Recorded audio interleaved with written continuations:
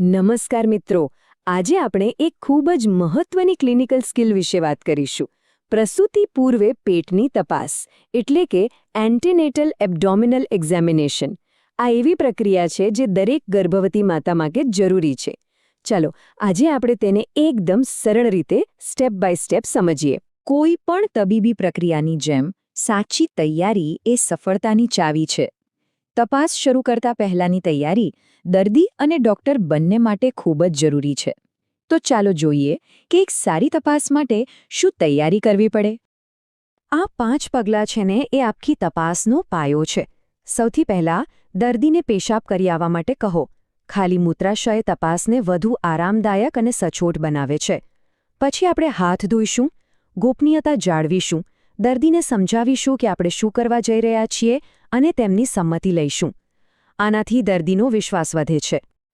સારું, હવે તૈયારી થઈ ગઈ છે તો આપણને કયા સાધનોની જરૂર પડશે? એક માપપટ્ટી, ફિટોસ્કોપ, સેકન્ડ કાંટાવાળી ઘડિયાળ, એક પેન અને અલબત્ત દર્દીના રેકોર્ડ્સ. આટલી વસ્તુઓ હાથવગી રાખવી એ પ્રોફેશનલિઝમની નિશાની છે. જુઓ, આ વાત નાની લાગે છે પણ ખૂબ જ મહત્વની છે. ઠંડા હાથથી દર્દીને અચાનક આંચકા લાગી શકે છે, એટલે હંમેશા હાથ ગરમ રાખો. અને હા, દર્દીની જમણી બાજુએ ઊભા રહેવું એક સ્ટાન્ડર્ડ પ્રેક્ટિસ છે. આ નાની નાની બાબતોથી ઘણો ફરક પડે છે. ઓકે, તો હવે આપણે તપાસના મુખ્ય ભાગમાં આવી ગયા છીએ. આપણે તેને 3 ભાગમાં વહેંચી શકીએ. નિરીક્ષણ એટલે કે જોવું, સ્પર્શ પરીક્ષણ એટલે કે પાલ્પેશન અને શ્રવણ એટલે કે ઓસ્કલ્ટેશન. આપણે નિરીક્ષણથી શરૂઆત કરીશું, જેમાં આપણે 3 S પર ધ્યાન આપીશું. પહેલો S છે સાઇઝ એટલે કે ફંડલ હાઇટ. આ શું છે? આપણે સિમ્ફિસિસ પ્યુબિસથી લઈને ગર્ભાશયની ટોચ સુધીનું અંતર સેન્ટીમીટરમાં માપીએ છીએ.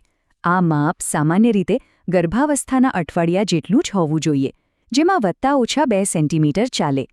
આનાથી બાળકની વૃદ્ધિ બરાબર થઈ રહી છે કે નહીં તેનો ખ્યાલ આવે છે. હવે જુઓ, જો આ માપ અપેક્ષા કરતાં ઘણું ઓછું કે વધારે હોય તો એ કોઈ સમસ્યાનો સંકેત હોઈ શકે છે. જો સાઇઝ નાની હોય તો કદાચ બાળકની વૃદ્ધિ ધીમી હોય, પાણી ઓછું હોય અથવા કદાચ છેલ્લી માસિકની તારીખ ખોટી હોય. અને જો સાઇઝ મોટી હોય તો જોડિયા બાળકો, વધારે પાણી અથવા ડાયાબિટીસ જેવી શક્યતાઓ હોઈ શકે છે. બીજો S છે શેપ એટલે કે આકાર. આપણે પેટનો આકાર જોઈએ છીએ. સામાન્ય રીતે એ લંબગોળ કે અંડાકાર હોય છે, પણ જો આકાર કંઈક અલગ લાગે તો એ બાળકની આડી કે ત્રાંસી સ્થિતિનો સંકેત આપી શકે છે. અને છેલ્લો S છે સ્કાર એટલે કે ઓપરેશનના ડાઘ. આપણે પેટ પર કોઈ જૂના ઓપરેશનના નિશાન છે કે નહીં તે તપાસીએ છીએ, ખાસ કરીને સિઝેરિયનના. આ માહિતી આગામી ડિલિવરીનું પ્લાનિંગ કરવામાં ખૂબ જ મદદરૂપ થાય છે. ચાલો હવે આપણે બીજા અને સૌથી રસપ્રદ ભાગ તરફ આગળ વધીએ. સ્પર્શ પરીક્ષણ એટલે કે પાલ્પેશન. અહીં આપણે આપણા હાથનો ઉપયોગ કરીને બાળકની સ્થિતિને સમજવાનો પ્રયત્ન કરીશું. આ માટે આપણે લિયોપોલ્ડની 4 ખાસ પકડ એટલે કે મેન્યુવર્સનો ઉપયોગ કરીશું. અને હા, અહીં એક બહુ જ મહત્વની વાત છે જે તમારે મગજમાં રાખવાની છે. પહેલા 3 મેન્યુઅર્સ કરતી વખતે આપણે દર્દીના ચહેરા તરફ જોઈશું, પણ ચોથા અને છેલ્લા મેન્યુઅર માટે આપણે ફરીને દર્દીના પગ તરફ જોઈશું. આવું શા માટે એ આપણે આગળ જોઈશું. ચાલો હવે શરૂ કરીએ આપણા પહેલા મેન્યુઅલથી એટલે કે ફંડલ ગ્રીપ. આ ગ્રીપ આપણને 2 સૌથી મોટા સવાલોના જવાબ આપશે. પહેલું, બાળક ગર્ભાશયમાં સીધું છે કે આડું, જેને આપણે લાઈ કહીએ છીએ. અને બીજું, તેનો કયો ભાગ નીચેની તરફ છે, માથું કે નિતંબ, જેને પ્રેઝન્ટેશન કહેવાય છે. આમાં આપણે શું કરવાનું છે? આપણા બંને હાથને ગર્ભાશયના સૌથી ઉપરના ભાગ પર, જેને આપણે ફંડસ કહીએ છીએ, ત્યાં એકદમ હળવેથી મૂકવાના છે. આપણો હેતુ દબાણ કરવાનો નથી, બસ એ અનુભવવાનો છે કે ત્યાં શું છે. સમજો કે તમે પાણીથી ભરેલા ફુગ્ગાની અંદર રહેલી કોઈ વસ્તુને ઓળખવાનો પ્રયાસ કરી રહ્યા છો. હવે અહીં ધ્યાન આપો. જો આપણને નરમ, પહોળો અને અનિયમિત આકારનો ભાગ લાગે તો એ બાળકના નિતંબ છે. મતલબ કે માથું નીચેની તરફ છે. આને આપણે સેફેલિક પ્રેઝન્ટેશન કહીએ છીએ, જે નોર્મલ છે. પણ જો આપણને ગોળ, સખત અને આઝાદીથી હલતો ભાગ અનુભવાય તો એ માથું છે.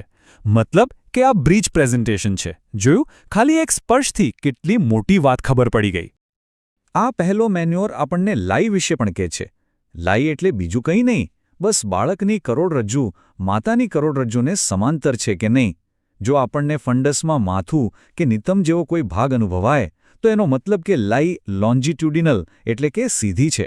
પણ જો ફંડસ ખાલી લાગે તો સાવધાન, આ ટ્રાન્સવર્સ લાઈનો સંકેત હોઈ શકે છે.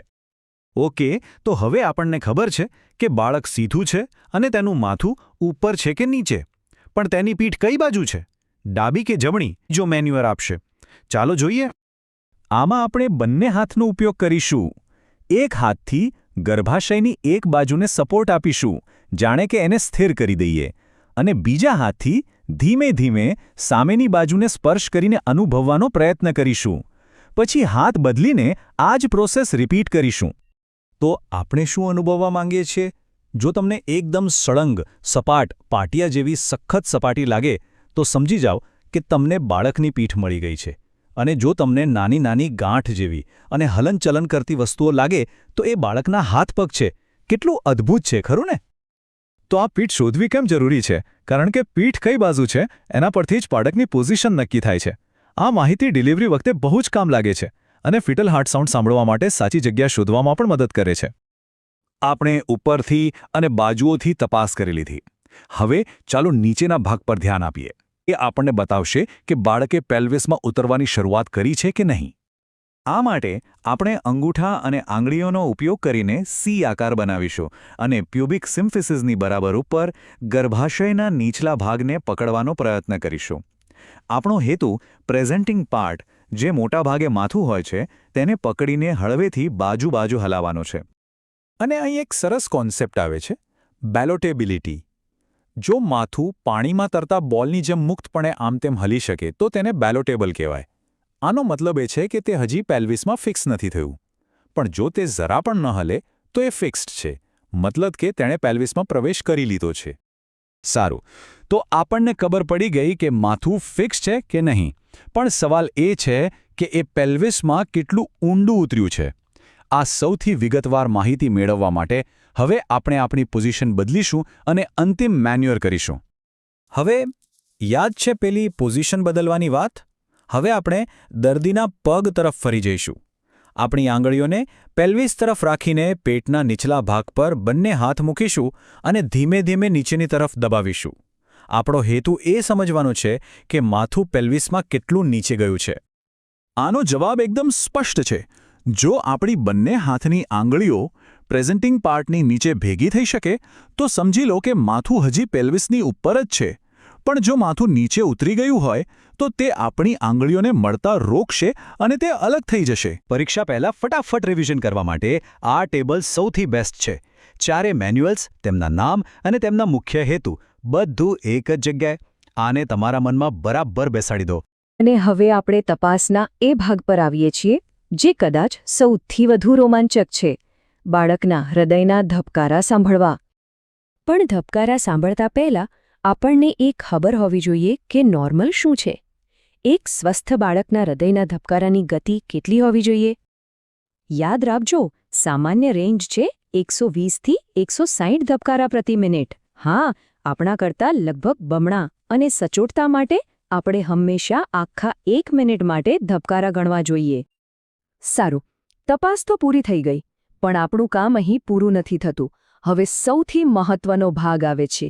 આપણે જે પણ જોયું અને સાંભળ્યું તેના આધારે આગળ શું કરવું તે નક્કી કરવું. આ સૌથી અગત્યનું છે. જો ધબકારા 120થી 160ની રેન્જમાં હોય તો બધું બરાબર છે. આપણે તેને રેકોર્ડ કરીશું અને આગામી મુલાકાત ગોઠવીશું. પણ જો ધબકારા 120થી ઓછા કે 160થી વધારે હોય તો એ ગર્ભની તકલીફનો સંકેત હોઈ શકે છે. આ એક ઇમરજન્સી છે અને આપણે તરત જ દર્દીને નિષ્ણાંત ડોક્ટર પાસે મોકલવા પડે. વિડીયો સારો લાગે તો તમારા દરેક મિત્રોને આ વિડીયો શેર કરી દો. કોમેન્ટ જરૂરથી કરો, સબસ્ક્રાઇબ કરો. મારું નામ છે doctor Karan Mandali, your medical officer. આપણે મળશું નેક્સ્ટ વિડીયોમાં. Thank you.